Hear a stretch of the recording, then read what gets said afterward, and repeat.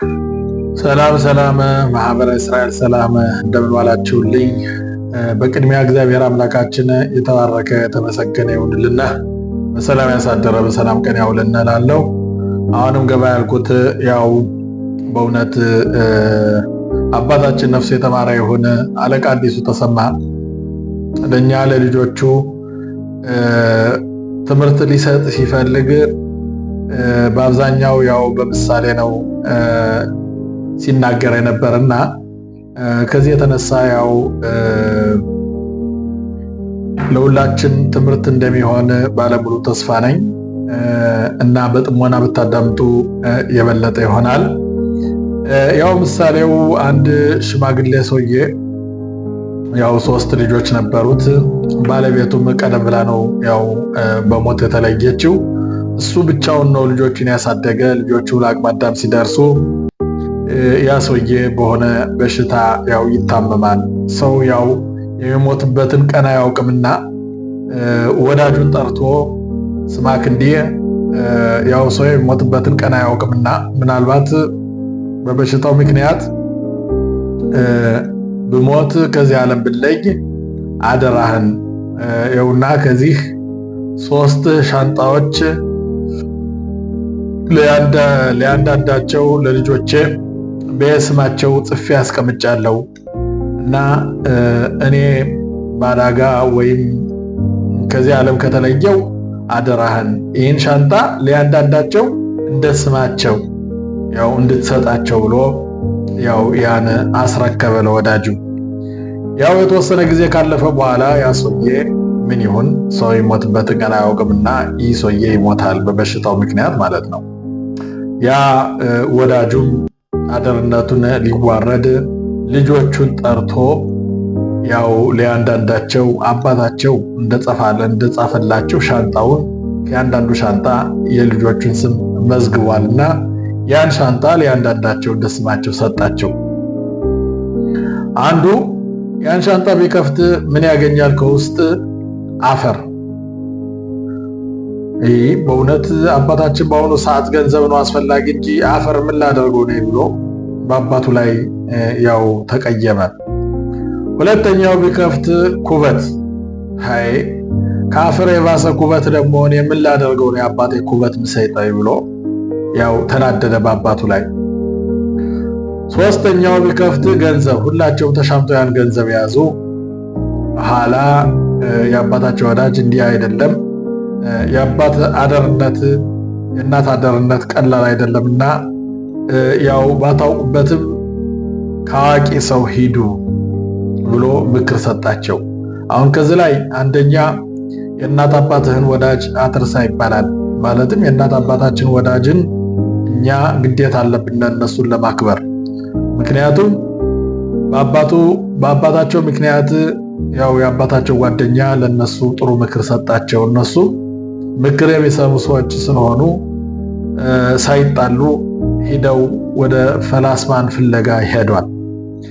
መንገድ ላይ ሲሄዱ ከመንገድ ላይ ምን ያያል? ውሻ ከጥግ ተቀምጣ ቁጭሎቿ ገና ሳይወለዱ ድምጻቸው ይሰማል። አሁን እቺ ሴትዮ በጣም ተገረመች። እነዚህ ሰዎች በጣም ተገረሙ። እንዴት እቺ ውሻ ገና ከሆዷ ውስጥ ያሉት ቁጭሎች ገና ሳይወለዱ እንዴት ድምጻቸው ይሰማል ብሎ ተገረሙ። ኋላ ቀጥለው ሲሄዱ ወፍ ከባህር ላይ ሂዳ ያው ከባህር ላይ ቁማ ሂዳ ከጤዛ ትጠጣለች። እንዴት ከባህር ላይ ውሃ ሞልቷት ሂዳ ጋፍኛ ከጤዛ ትጠጣለች? ኋላ ተገረሙ። እንጌዳቸው ቀጠሉ። ፈረስ ከዳስ ለምለም ላይ ቆሞ ምግብ ሞልቶት መጠጥ ሞልቶት ፊቱን ቆስቁሶ የከፋው መስሎ አህያው ጋፍኛ ከሜዳ ላይ ሆኖ ደስተኛ። አሁን እንደዚህ ሲሉ ኋላ የሆነ ሰው ያገኙ። ይቅርታ አባ እንሆይ ልጆቼ ምናልባት እሳቸው ህልም የሚፈቱ ከሆነ የሆነ በእውነት ከባድ ጥያቄዎች አሉና ሲሉት ያ ሰውዬ አረ እኔ ማውቀው ነገር የለኝም፣ ግን ምናልባት ትልቅ ወንድሜ ቤቱ ከዚህ ነው ቅርብ ነው ሄዳችሁ እሱን ጠይቁት አላቸው። ኋላም ቀጥለው ሲሄዱ እርስ በራሳቸው እንዴት ይህ ሰውዬ ነጭ ፀጉር አብቅሏል፣ ገላው ደክሟል፣ ከሱ በላይ ደግሞ ትልቅ ወንድሞች አሉት ብለው ሲገረም ኋላ የሄዱና ከጥልቄ ወንድም ቤት ሲደርሱ ትንሽ ወንድምህ ነው የላከነ ህልም ትፈታለህ የሆነ እንዳው በእውነት የምንጠይቀው ጥያቄ አለ ሲሉ ያ ሰውዬም አይ የኛ ያው በክር ወንድማችን አምላክ የሰጠው ስጦታ ነውና ባለሙሉ ተስፋ ነኝ እሱ ለእናንተ መፍትሄ እንደሚሰጥ ብሎ ወደ ትልቅ ወንድማቸው ቤት ላካቸው። ኋላ ሄዱና ከትልቅ ወንድምየው ላይ ደረሱ። ከዚያ ሲደርሱ መቼም ቤት አብርሃም ነውና በእኛ በቤተ እስራኤል እንደምታውቁት ለእንግዳ ክብሬታ አለ። እንግዳው ሲመጣ ጥያቄ ሳይበዛ መጀመሪያ እግሩን ታጥቦ እግሩን አጥበው እግራቸውን ከታጠቡ በኋላ ያው ምግብ ቀረበላቸው፣ በሉ ጠጡ። ከዚያም በኋላ ሰውየው እናንተ ሰዎች በምን ምክንያት ነው ይሉላ ሚንጌላ የመጣችሁት ምክንያት ምንድን ነው ብሎ ጠየቃቸው። አይ እኛማ በጣም የሚያስገርም ነገር በእውነት በመጀመሪያ ደረጃ አባታችን ሊያንዳንዳችን ያው ሻንጣ ሰጠን። ሲያሳድገን ሁላችን አንድ አድርጎ ነው ያሳደገን በጥሩ ሁኔታ። ግን ለእኔ አፈር ሰጠኝ፣ አፈር ምን ላድርገው ነኝ? ሁለተኛው ተነስቶ ደግሞ ለእኔ ኩበት ሰጠኝ፣ ከአፈር የባሰ ምን ላድርግበት ነኝ? ሶስተኛው ደግሞ ለእኔ ደግሞ ያው ገንዘብ ሰጥቶ ያለ አለ። ኋላ ያ ፈላስማን ስሙ አላቸው፣ አንተ ባላፈሩ ይህ አባት አፈር የሰጠህ ዝም ብሎ አይደለም።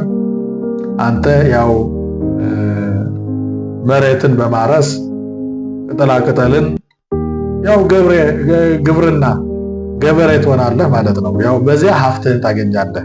ሀብት ብቻ ሳይሆን የደስታ ስሜትም ይጨመርልሃል፣ በረከት ታገኝበታለህ አለው። አሃ አንተ ባለኩበቱ፣ አንተ ደግሞ ላሙን፣ ፍየሉን፣ በጉን እነዚህን ያሳደግ በዚያ ሀብትህን ታገኛለህ፣ በረከት ታገኛለህ አለው። አሃ አንተ ባለ ገንዘቡ ደግሞ አንተ ደግሞ ነጋዴ ትሆናለህ፣ በዚያ ሀብትህን ታገኛለህ፣ በረከትን ታገኛለህ። እና የአባት አዳርነት ቀላል አይምሰላችሁ።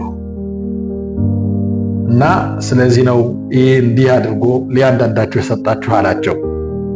ኋላ ከይቅርታ ጋር አባ ሆይ ልጆቼ፣ እኛ በእውነት ከሚንጌል ላይ ውሻ ከጥግ ተቀምጣ ቁጭሎቿ ገና ሳይወለዱ ድምፃቸው ይሰማል። ይህ ምንድን ነው አላቸው። አይ ይህማ በሚቀጥለው የሚመጣው ትውልድ ማለት ነው። ልጅ ተቀምጦ አባቱን ያዘዋል እንደተባለ የዛን ጊዜ የሚወለዱ ልጆች እነሱ ተቀምጠው እናት አባታቸውን ያዘዋል። የዛን ጊዜ የሚወለዱ ልጆች እናት አባታቸውን አያከብሩም።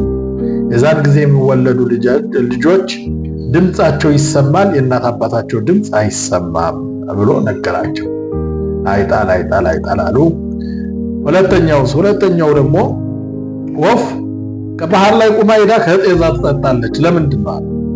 አይ የዛን ጊዜ የሚመጣበት ዘመን ደግሞ ያው ሀብታም ስንት ቢሊዮን ብር ያለው ሀብታም የድሃውን ገንዘብ የማጠጠ የሚወስድበት ጊዜ ደግሞ ይደርሳል ይላል። ያው ዛሬ እንደምታውቁት ማሳህናሳ የሚባለው ያው ከድሃዎች ሁላ ከኛ ሁላ ነው የሚወስድ። እና ሶስተኛው ደግሞ ፈረስ ከዳስ ለምለም ላይ ቁሞ ምግብ ሞልቶት መጠጥ ሞልቶት ፊቱን ኮስኩሶ የከፋው መስሎ ጋፍኛ አህያው ከሜዳ ላይ ቁሞ ምንም የሌለው ድሃ ግን የደስታ ስሜት ያለው ይህስ ምንድን ነው አላቸው። ይህማ ቀላል ነው፣ የሚፈታ ነገር የለው። እንደምታውቀው ሀብታም ሰው ስንት ቢሊዮን ብር ያለው ሰው ሁሉ ጊዜ ገንዘቤ ታገኛለው፣ ገንዘቤ ጠፋ ነው እንጂ ምንም ምስጋና ለእግዚአብሔር የለው። ድሃ ሰው ግን ትንሽ በበላ ትንሽ በጠጣ እጁን አንስቶ ተመስገን ብሎ እግዚአብሔርን አምላክን ያመሰግናል። የደስታ ስሜትና ጤና በገንዘብ አይገዛም። የደስታ ስሜትና ጤና እግዚአብሔር የሚሰጠው ስጦታ ነው ብሎ አስረዳቸው። ኋላ ከይቅርታ ጋር አባ እንሆይ ልጆች የመጨረሻ ጥያቄ አለና አሉት። እሺ ጠይቁ አላቸው።